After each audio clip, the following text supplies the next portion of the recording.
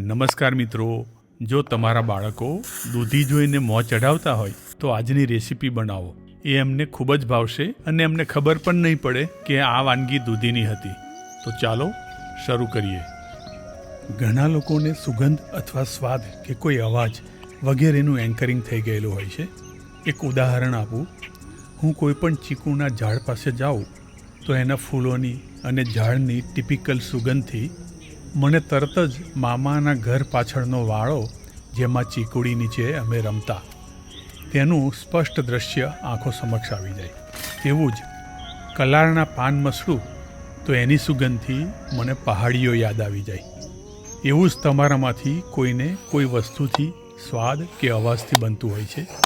જ્યારે એવો અનુભવ થાય ત્યારે એ જ ફિલિંગ આવે જે ભૂતકાળમાં આવતી.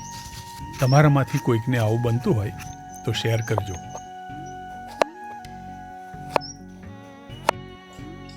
મિત્રો, દૂધીની એક વાનગી અમે ઇન્સ્ટાગ્રામ પર જોઈ હતી.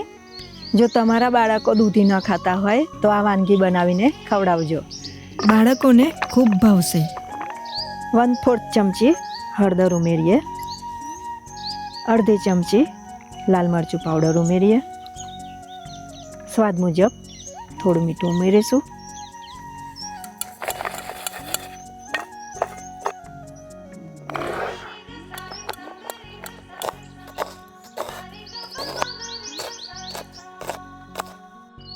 આપણે તવામાં થોડું તેલ લઈશું.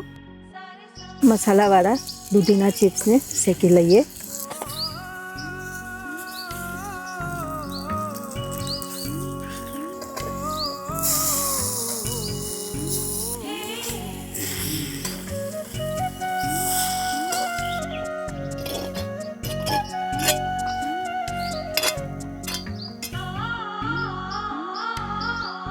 પેનમાં થોડું તેલ મૂકીએ.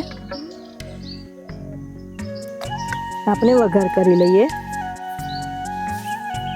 1 ચમચી રાઈ ઉમેરીએ. અડધી ચમચી જેટલું જીરું ઉમેરીશું.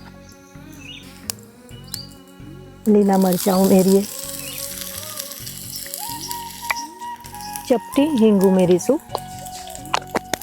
હિંગ is the king of any recipe. તાજા કઢી પત્તા ઉમેરીશું. સરસ સુગંધ આવી રહી છે. ચપટી હળદર ઉમેરીશું. ચોપ કરેલી ડુંગળી ઉમેરીએ. અમારી રુદ્ર ફાર્મની ઓર્ગેનિક હળદર છે, માટે કલર વધારે નથી દેખાતો.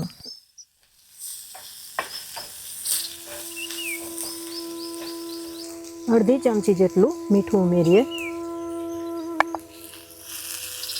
ડુંગળીને રતાસ પરથી શેકાવા દઈશું. 1/4 ચમચી જેટલું લાલ મરચું પાવડર ઉમેરીએ.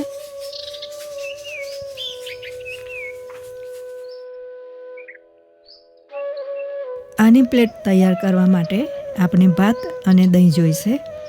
અમે ભાત બનાવી લીધો છે. ભાતમાં શેકેલી દૂધીની સ્લાઈસ એડ કરીશું. દૂધીની સ્લાઈસ વધારે ઉમેરવી હોય તો ઉમેરી શકો છો.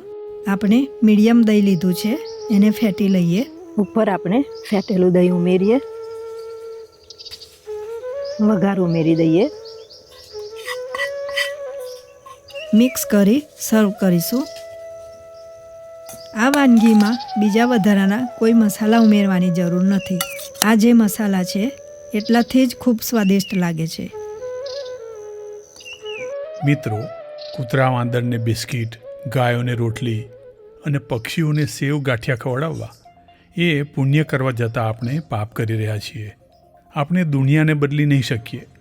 લોકો કરતા હોય તો સમજાવવા પ્રયત્ન કરવો અને ના સમજે તો છોડવું, પરંતુ આવું આપણાથી ન થાય એ ખ્યાલ રાખવો. કબીર બોલે કો સમજાઈએ, સમુજા કે લાઈએ ઠોર, સમુજાને સે ના સમુજે તો દે એક ધક્કા ઓર. બસ અંતમાં આ અવકાશી દ્રશ્યો અને સંગીત સાંભળીને આપના હેપી હોર્મોનનો દીપક ઝળહળતો રાખીએ. જય ભારત, વંદે માતરમ.